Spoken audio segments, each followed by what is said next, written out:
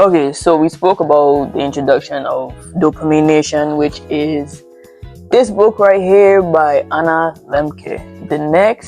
So in this chapter, we're talking about Jacob. Jacob created a freaking masturbation machine. Like, you think your addiction is bad, and then you read about someone else's story, and then it's like, damn! So the purpose of these videos is to figure out, to basically grow, right? But we understand that through growth, there are going to be setbacks. And we need to learn how to not stay stuck in those setbacks. And a lot of times it's easier said than done. So we need to instill us lessons and values and beliefs to basically rewire our brains so that whenever we get into those lumps, something has no choice but to click and be like, remember you read about this guy or this girl? All right, get on your So Dr. Lemke basically had a patient by the name of Jacob.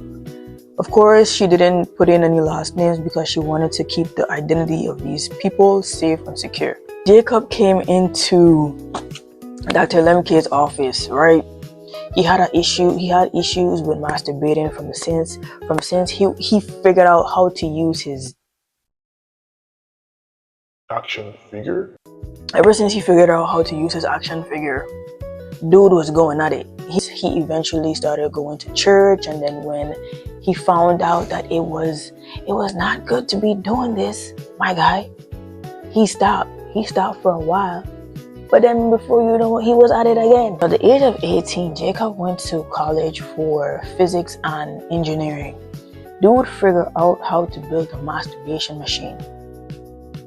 He connected like this metal rod to this record player, and he adjusted the speed of the record player to the metal rod and at it again. A little bit of context. This is around like the 1900s. Alright, boom. Jacob got older, he met his wife, he started a family, built a business, he stopped playing with his action figure. Business boom, family going.